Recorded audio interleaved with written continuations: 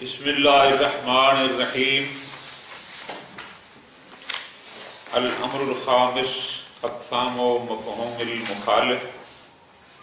اعلم ان الموارد التي وقعت محل النزاع في مفہوم المخالف عبارت عما یلی مفہوم الشرط، مفہوم الوصف الی آخرہ۔ کل گزارش کی تھی کہ اگر حکم مفہومی سنخن حکم منطوق کے موافق ہو تو اس کو کہتے تھے مفہوم موافق، اور اگر اس کے مخالف ہو تو اس کو کہتے تھے مفہوم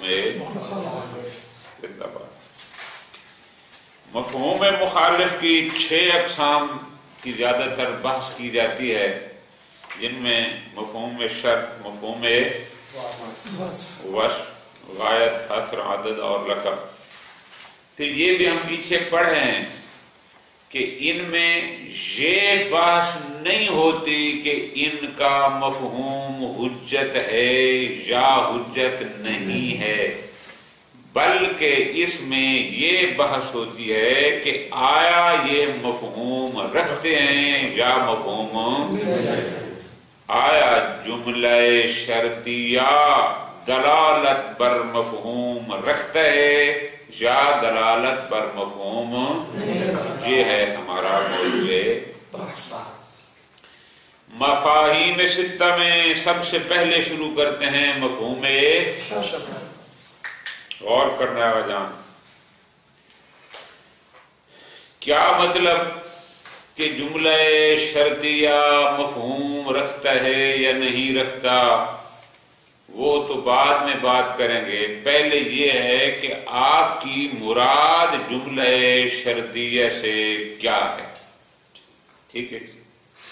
فرماتے ہیں جملے میں ایک موضوع ہوتا ہے اور ایک محمول ہوتا ہے، وہ جملہ بن جاتا ہے۔ زید عالم، اب یہ جملہ بن گیا۔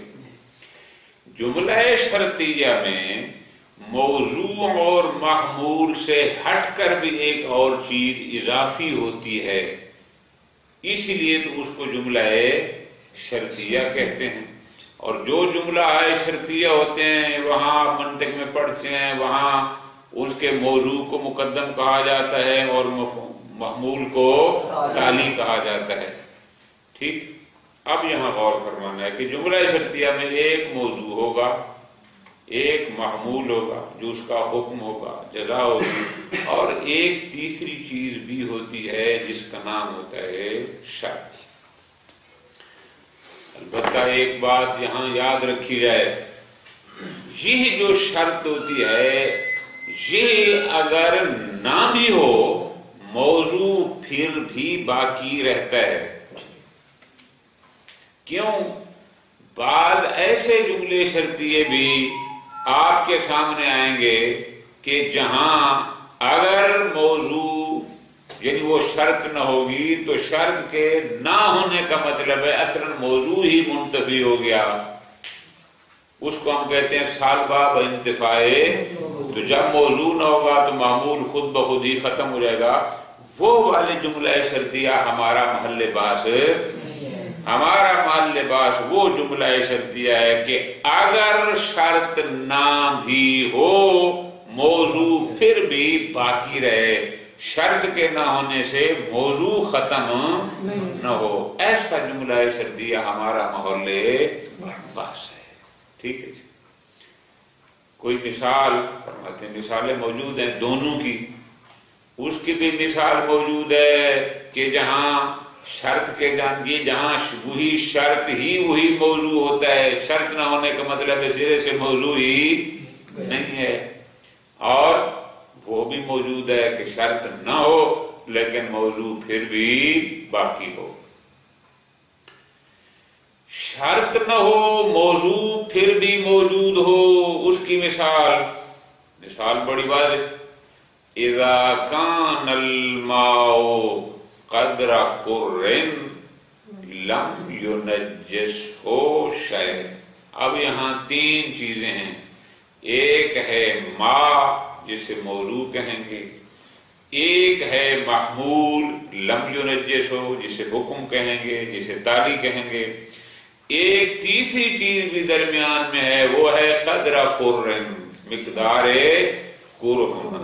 اب یہاں پر اگر کبھی قر کی مقدار نہ بھی ہو تو اس کے نہ ہونے سے عدم الماء نہیں ہوتا، پانی پھر بھی اسی طرح باقی رہتا ہے۔ پھر اس کے حکم میں بحث ہوگی کہ اب بھی لم ينجس اس پر آئے گا یا اس پر نہیں آئے گا، لیکن موضوع پر ختم نہیں ہوتا۔ لیکن وہاں پر کہ جہاں شرط کے نہ ہونے سے شرط کا مطلب ہی وہی موضوع ہوتا ہے، وہ بڑی مشہور مثال جو اصولی دیتے ہیں، ان رزقت ولدا فاختنہ، اگر اللہ تمہیں بیٹا عطا فرمائے تو اس کا ختنہ کر۔ اب یہاں ان آ گیا، ان رزقت ولدن، اگر تمہیں بیٹا ملے تو ختنہ کر۔ اب ان آ گیا، ظاہر یہ جملہ شرطیہ بن رہا ہے، فختن ہو اس کی جگہ بھی آ رہی ہے، لیکن اگر شرط نہ ہو یعنی وہ ولد نہ ہو تو آیا موضوع باقی ہے کہ جہاں پر بحث ہو کہ ختنہ کرنا یا نہیں کرنا؟ نہیں جناب، اگر وہ نہ ہوگا تو اصل موضوع ہی باقی۔ ہمارا محل بحث وہ جملہ شرطیہ ہے جہاں شرط کے نہ ہونے سے موضوع پھر بھی باقی رہتا ہے۔ ٹھیک ہے، یہ ہوگی ہماری جملہ شرطیہ کے حوالے سے بحث۔ دوسری چیز، جملہ شرطیہ مفہوم رکھتا ہے یا نہیں رکھتا؟ ہماری مراد وہ جملہ شرطیہ ہے جہاں شرط اور جزا کے درمیان ملازمہ پایا جاتا ہو۔ بسا اوقات ایسا بھی ہوتا ہے کہ شرط اور جزا اتفاقاً، ادھر یہ ہوا ادھر وہ بھی ہو گیا، تو جہاں اتفاقاً کوئی جزا شرط کے ساتھ مربوط ہو جائے وہ ہمارا محل بحث ہے۔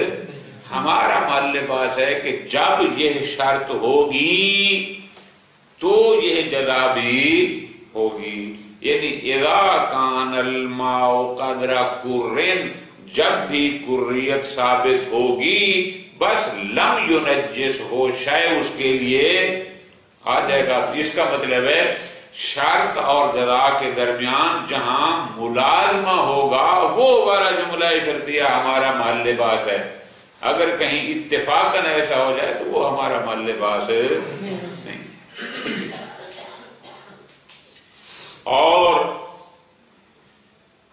ہمارا محل بحث وہ جملہ شرطیہ ہے جہاں شرط اس جزا کے لیے علت بن رہی ہو کہ اگر یہ شرط نہ ہوتی تو یہ جزا بھی نہ ہوتی۔ توجہ فرما رہے ہیں کہ وہ شرط اس جزا کے لیے علت واقع ہو، وہ والا جملہ شرطیہ ہمارا محل بحث۔ نمبر 4، وہ والا جملہ شرطیہ ہمارا محل بحث ہے جہاں شرط جزا کے لیے، حکم کے لیے علت بھی ہو، اور علت منحصرہ کہ صرف وہی علت ہو اس حکم کے لیے، کوئی اور علت، چونکہ بسا اوقات ہو سکتے ہیں ایک معلول کے کئی علتیں ہو سکتے ہیں، لیکن ہماری مراد وہ جملہ شرطیہ جائے جہاں یہ علت جو اس جملے میں موجود ہے یہ اس کے لیے جملہ علت منحصرہ ہو۔ اگر غیر منحصرہ ہوگی تو شاید پھر بھی ہمارا محل بحث نہیں۔ ٹھیک ہے جی۔ اب اصل میں اس پورے 1.5 صفحے کی 4-5 سطریں بنتی ہیں۔ جناب جملہ شرطیہ کیا مطلب اس کا ہوتا ہے؟ آپ کہیں گے جناب جہاں ایک موضوع ہوتا ہے، ایک مفعول ہوتا ہے، لیکن درمیان میں ایک شرط بھی ہوتی ہے، لیکن وہ شرط ایسی ہوتی ہے کہ اگر کبھی شرط نہ بھی ہو تو بھی موضوع باقی رہتا ہے۔ آسان سے ہو گیا۔ پھر اور 3 چیزیں اس میں ضروری ہوتی ہیں، شرط اور جزا کے درمیان ملازمہ ہونا چاہیے، اس کے بعد جناب وہ جزا اس شرط پر مترتب ہو، یعنی اگر وہ شرط نہ ہو تو پھر وہ جزا بھی نہ ہو، اور نمبر 3 وہ شرط اس جزا کے لیے علت منحصر ہو، یعنی کوئی اور علت اس جزا کے لیے جب یہ ہوں گی تو یہ ہمارا محل بحث۔ اب اس سے آگے پھر بات یہ ہے کہ اس کا مطلب پھر یہ ہوا، بہت غور، کہ جب ہم یہ بحث کریں گے کہ جناب جملہ شرطیہ مفہوم رکھتا ہے، تو اس سے پہلے ہمیں اس جملہ شرطیہ میں یہ 3 چیزیں ثابت کرنی پڑیں گی۔ کون سی؟ کہ جناب اس جملہ شرطیہ میں شرط اور جزا میں ملازمہ بھی ہے، جناب اس جملہ شرطیہ میں ترتب یعنی وہ علت جزا کے لیے، یہ شرط جزا کے لیے علت بھی ہے، یہ بھی ثابت کرنا پڑے گا، اور تیسری چیز ہے بھی علت منحصر۔ ٹھیک ہے، اب ہم آ جائیں اپنے اصل موضوع میں کہ جناب آیا جملہ شرطیہ مفہوم رکھتا ہے یا نہیں رکھتا؟ جو لوگ کہتے ہیں کہ مفہوم رکھتا ہے وہ ان 3 چیزوں کو بھی ثابت کریں گے، جو کہتے ہیں مفہوم نہیں رکھتا وہ کہیں گے چونکہ اس میں یہ 3 نہیں ہے یا 2 نہیں ہے یا 1 نہیں ہے لہذا مفہوم بھی نہیں۔ خوب، اب ہم منکرین سے پہلے ان کی بات کریں مثبتین کی، جو یہ کہتے ہیں کہ جملہ شرطیہ مفہوم رکھتا ہے۔ ہم ان سے پوچھیں گے جناب جملہ شرطیہ کے مفہوم رکھنے کے لیے اس میں 3 چیزوں کا ہونا ضروری ہے، کیا آپ کے پاس دلیل ہے کہ وہ تینوں چیزیں اس جملہ شرطیہ میں موجود ہیں؟ تو مثبتین 3 ادلہ میں سے، 3 وجوہات میں سے کوئی ایک وجہ یا کوئی ایک دلیل بیان کریں گے۔ بعض کہتے ہیں جناب جملہ شرطیہ کی ان تینوں چیزوں پر دلالت وضعیہ ہے۔ اصلا جملہ شرطیہ کی حیات کو واضح ہی اس انداز میں کیا گیا ہے، یعنی اس کو بنایا ہی اس انداز میں ہے کہ یہ تینوں چیزیں خود بخود اس میں آ جاتی ہیں، ملازمہ بھی ہوتا ہے، ترتب بھی ہوتا ہے اور انحصاریت بھی ہوتی ہے۔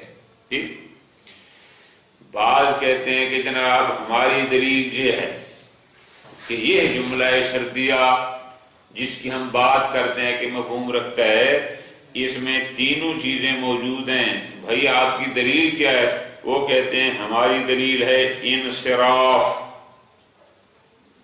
اگرچہ جملہ انصراف، اب اس کو تھوڑی سی وضاحت ذرا توجہ فرما لینا، انصراف کیا؟ اگر کوئی لفظ کسی حقیقت کے لیے وضع ہو، ٹھیک، اور اس کی بہت ساری انواع ہوں، تو ہمارے ذہن میں ایک ہی نوع آئے گی ساری۔ مثلا میں آج باہر واک کرنے گیا تھا، میں نے ایک حیوان دیکھا ہے، ٹھیک، اب حیوان کی سینکڑوں ہزاروں اللہ بہتر جانتے کتنی انواع ہیں، لیکن آپ کے ذہن میں کوئی ایک نوع آئے گی یا ساری جتنی کائنات میں نوع ہیں ساری آئیں گی؟ ایک ہی آئے گی نا جی۔ اب اسی طرح فرماتے ہیں اگر ہم کہتے ہیں کہ جملہ شرطیہ کی بہت ساری قسمیں ہوتے ہیں، کسی میں یہ 3 چیزیں ہوتی ہیں، کسی میں 2 ہوتی ہیں، کسی میں ان میں سے ایک ہوتی ہے، لیکن ہم جب کسی جملہ شرطیہ کی بات کرتے ہیں اور جملہ شرطیہ بولتے ہیں تو سامع کے ذہن میں خود بخود یہ تینوں چیزیں آ جاتی ہیں۔ تو بس یہ انصراف بتاتا ہے کہ جناب جملہ شرطیہ میں یہ تینوں چیزیں ہوتی ہیں، جب ہوتی ہیں تو پھر مفہوم بھی۔ بعض کہتے ہیں کہ جناب جملہ شرطیہ میں ان تینوں چیزوں کا وجود بالاطلاق ہے۔ وہ اطلاق کیا ہے؟ فرماتے ہیں متکلم مقام بیان پر تھا، متکلم چیز کے بارے میں احکام بیان کر رہا تھا، لیکن اس متکلم نے اس موضوع کے لیے یہ حکم بیان کرنے کے لیے صرف اسی علت اور شرط کو بیان کیا ہے۔ بھائی اگر کوئی اور شرط ہوتی تو متکلم کو کوئی رکاوٹ نہیں تھی، کوئی معنی نہیں تھا، اس کو بھی بیان کر دیتا. بس جب کوئی معنی نہیں تھا اور اس کے لیے کوئی رکاوٹ نہیں تھی اور اس نے فقط ایک ہی بیان کیا ہے، تو اس کا مطلب ہے اس شرط اور جزا، اس موضوع اور محمول کے درمیان ملازمہ بھی موجود ہے اور ترتب بھی موجود ہے اور انحصاریت بھی یقیناً اسی میں سے آ جائے گی. ٹھیک ہے. اب اس پر اشکالات کیا ہیں وہ انشاءاللہ پھر اگلے درس میں اس کا جواب کیا ہے. یہ ذرا اور طرف چیزیں.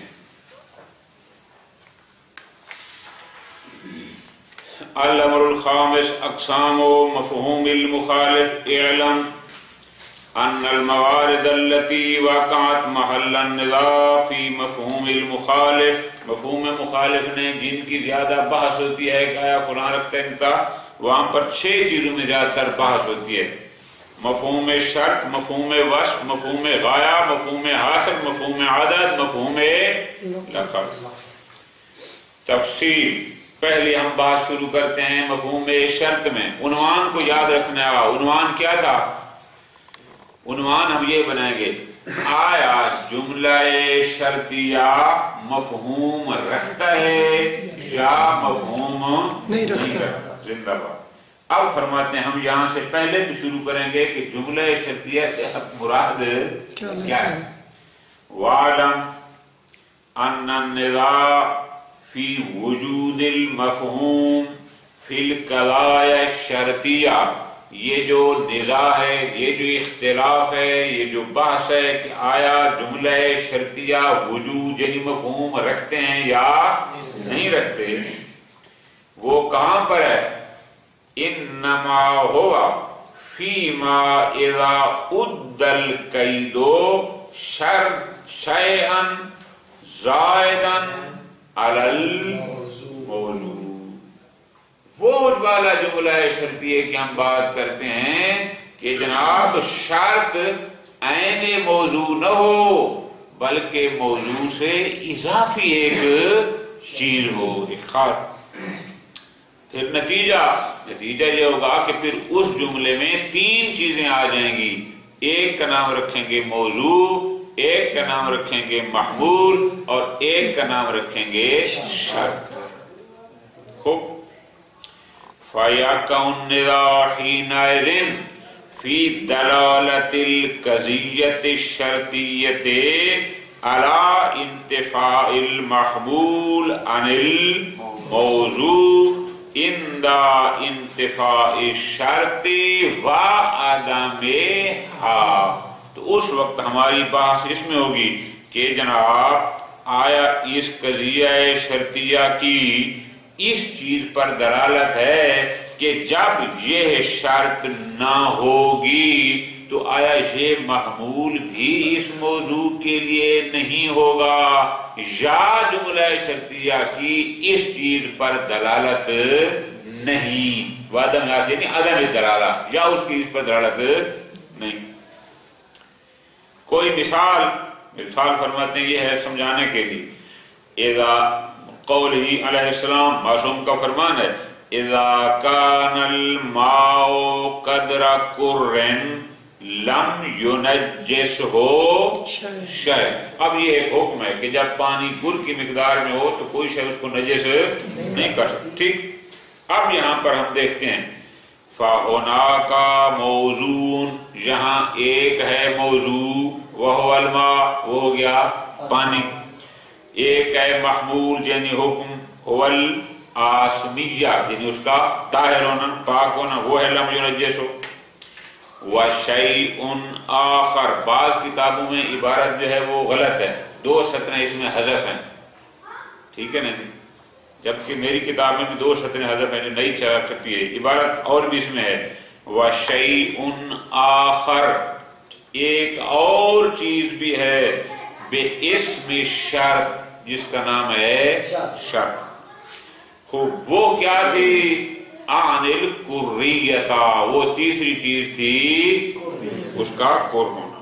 اب فَعِنْدَ انتفاء الشرط، اب ہم نے پیچھے کہا تھا نا کہ ہمارا موضوع وہ جملہ شرطیہ ہے کہ جہاں شرط موضوع سے زائد ہو، عین موضوع نہ ہو. شاباش. اب فَإِنْدَ انتفاع شرط، اگر کبھی یہ شرط نہ بھی ہو، کر کی مقدار نہ بھی ہو، یبقى موضوع پھر بھی باقی رہتا ہے، پانی رہتا ہے بحالی اپنی جگہ پر. اس پر یہ نہیں کہیں گے اب یہ پانی ہی نہیں ہے. ایسا کیوں؟ چونکہ شرط موضوع پر زائد ہے، عین موضوع نہیں ہے. شاباش. خوب. لہذا یہ ہمارا موضوع ہے، یہ ہمارا محل بحث ہے. بخلاف سے آگے بتا رہے ہیں کہ کچھ اور جملے شرطیے بھی ہیں لیکن وہ ہمارا محل بحث نہیں ہے. وہ والے جملے شرطیہ ہوتے ہیں جہاں شرط عین موضوع ہوتی ہے، زائد علی الموضوع. بخلاف القضایا التي، بخلاف ان قضایا شرطیہ کے کہ یعد الشرط فیہا، کہ جن میں شرط محقق موضوع ہوتی ہے. محقق کے مقصود کا مطلب کیا؟ یعنی اگر وہ شرط نہ ہو تو اصلا موضوع ہوتا ہی نہیں ہے. مقوم من دون تفکیک بین الشرط والموضوع، وہاں شرط اور موضوع کے درمیان جدائی، جیسے ہم نے یہاں بتایا حریت اور چیز تھی اور ما اور چیز تھی، وہاں ایسی کوئی جدائی ان میں وہی ایک ہی چیز ہے. بل یکون ارتفاع شرط، بلکہ وہاں شرط کے نہ ہونے کا مطلب کیا ہوتا ہے؟ ملازمن لارتفاع الموضوع، شرط نہ ہونے کا مطلب اصل موضوع ہی نہیں ہے، جس کو ہم کہتے ہیں سالبہ بانتفاع موضوع. فاہیا، پاس جو اس قسم کے قضایا شرطیہ ہیں، خارجۃ عن محل البحث، وہ ہمارا محل بحث. مثلا ان رزقتا ولدا فاختن ہو، اب یہ حکم ہے کہ اگر تمہیں اللہ بیٹا عطا فرمائے تو اس کا ختنہ کر. اب یہ غور کرنا ہے، فَهَذِهِ الْقَضَايَا، جو اس قسم کے قضیے ہوتے ہیں، فَاقِدَةٌ لِلْمَوْضُوع، اس میں بحث ہی نہیں، اصل وہ موضوع رکھتے ہی. کیوں؟ اس لیے کہ موضوع مفہوم کی بات تو تب آتی نا مفہوم کی کہ اگر شرط کے نہ ہونے سے موضوع باقی رہتا ہے. یہاں تو موضوع ہی جب نہیں ہے تو پھر اس حکم کے ہونے یا نہ ہونے کی بات ہو ہی نہیں سکتی. فَإِنَّ الرِّزْقَ هُنَا لَيْسَ شَيْئًا زَائِدًا عَلَى نَفْسِ الْوَلَدِ، ان رزقتا ولدن، ولد وہی رزق اور رزق وہی ولد، کوئی دو علیحدہ چیزیں نہیں ہیں تاکہ ان میں تفکیک ہو. خوب. آگے فرماتے ہیں ان دلالت الجملۃ الشرطیہ علی المفہوم، جملہ شرطیہ کی دلالت مفہوم پر. مفہوم کا مطلب کیا ہے؟ یعنی انتفاع الجزا لدى انتفاع شرط، اگر یہ شرط نہ ہوگی تو پھر یہ حکم بھی اس موضوع کے لیے نہ ہوگا. اب جملہ شرطیہ کے مفہوم پر دلالت تام نہیں ہوتی جب تک کہ تین چیزیں اس جملے میں موجود نہ ہوں. نمبر ایک، پہلی چیز وہ کیا ہے؟ وہ ہے وجود الملازمت بین الجزاء والشرط فی القضیہ، اس قضیہ شرطیہ میں شرط اور جزا کے درمیان ملازمہ ہو. کیا مطلب؟ جب یہ پایا جائے تو وہ بھی آ جائے. لا یکون من قبیل القضایا الاتفاقیہ، وہ قضیہ اتفاقیہ میں سے، یاد ہے نا وہاں قضیہ پڑھی تھی لزومیہ اور اتفاقیہ وغیرہ جو کس میں پڑھی تھی، تو وہ قضیہ لزومیہ ہو، اتفاقیہ نہ ہو. مثلا کہ یہ جو کہا جاتا ہے کلما کان الانسان ناطقا فالحیوان، کبھی کبھار ایسا ہوگا کہ ادھر کسی نے بولنا شروع کیا تو ادھر جواب میں حیوان، اس حیوان نے بھی اس کو اپنی کارروائی بولنا شروع کر دیا. تو یہ اتفاق کے محض ہے، یہ کوئی لزومیہ.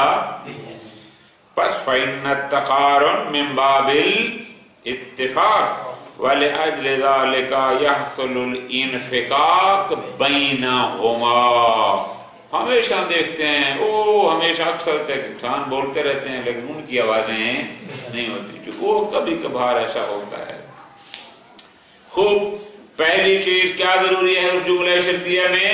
شرط اور جزا کے درمیان ملازمہ ہو. نمبر 2، ان یکون التلازم من باب الترتب.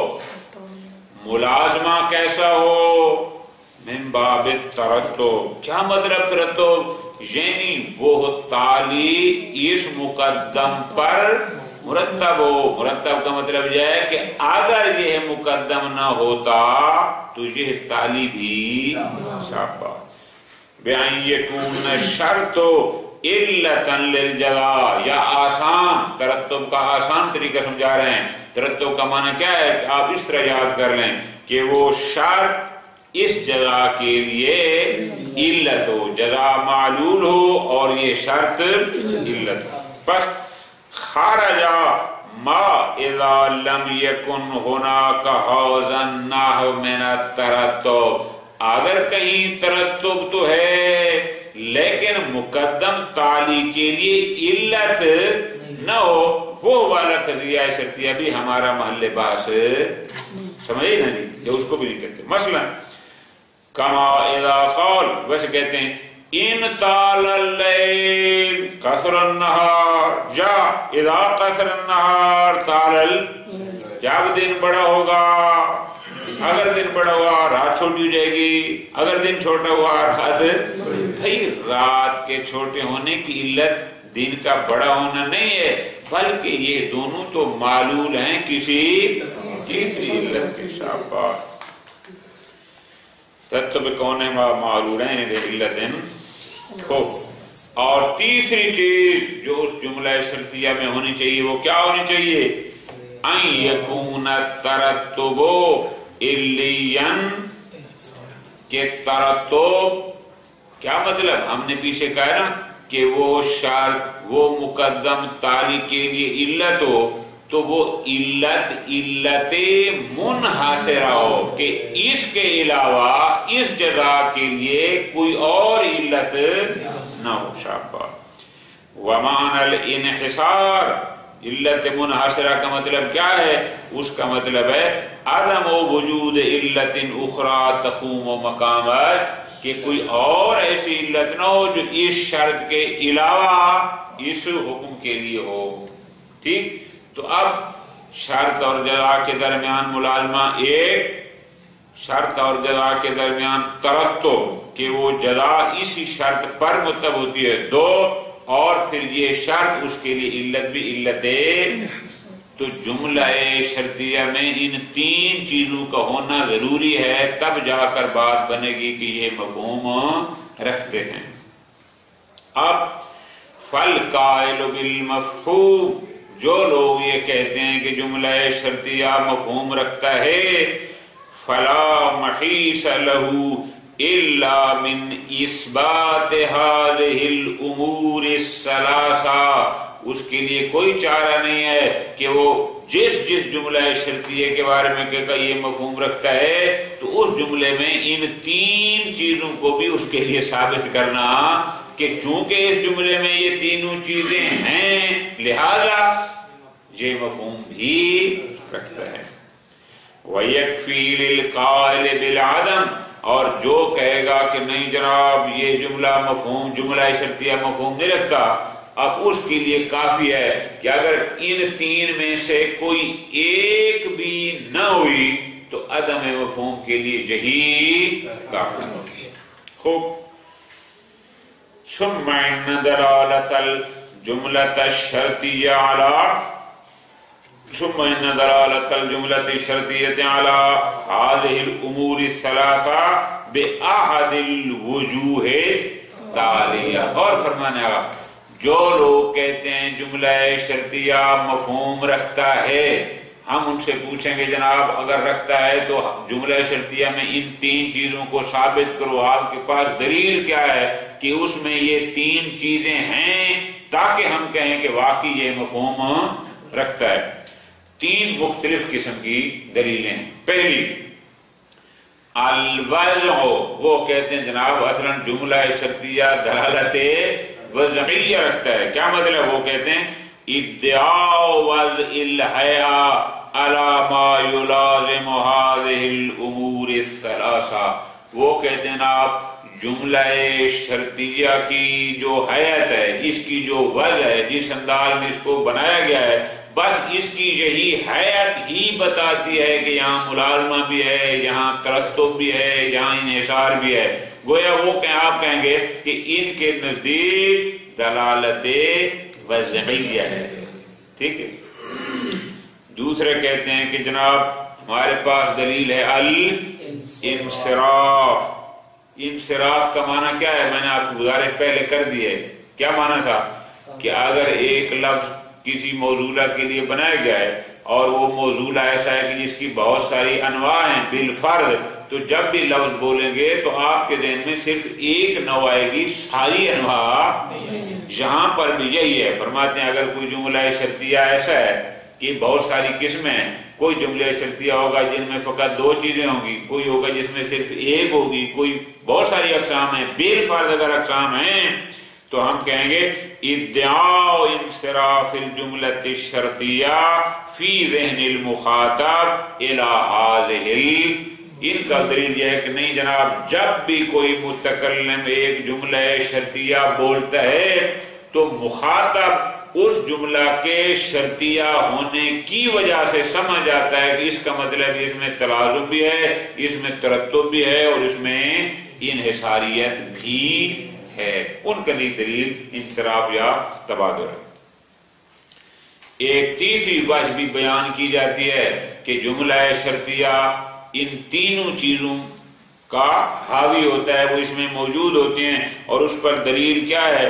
دلیل ہے اطلاق. اطلاق کا مطلب کیا؟ وہ کہتے ہیں کہ ان المتکلم کان فی مقام بیان العلل، کہ جب متکلم ایک بات کر رہا تھا اور اپنی بات میں وہ جو جملہ استعمال کر رہا تھا وہ جملہ بھی جملہ شرطیہ تھا، تو ظاہر ہے اس نے اس میں علل کو بیان کرنا تھا. اب لم یذکر الا واحدا منہا، اس متکلم نے اس جملے میں صرف ایک علت بیان کی ہے، باقی کوئی بھی نہیں کی.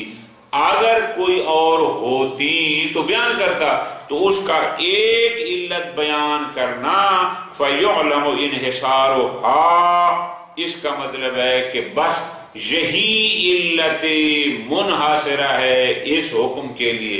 ایک جب علت منحصرہ ہے تو اس کا مطلب ہے شرط اور جزا کے درمیان ملازمہ ہے، اور جب ملازمہ بھی ثابت ہو گیا، انحصار بھی ثابت ہو گیا، ترتب بطریقین اولا. صلی اللہ علیہ